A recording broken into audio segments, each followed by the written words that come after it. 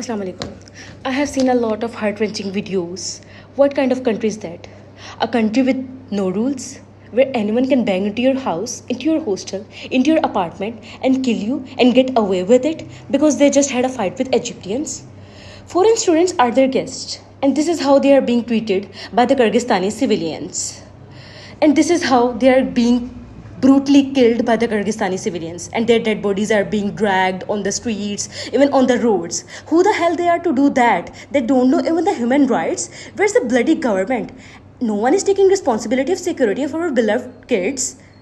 We want our kids back safe and sound. We are helpless. We are frustrated. For God's sake, help us. For God's sake, help our beloved children who are being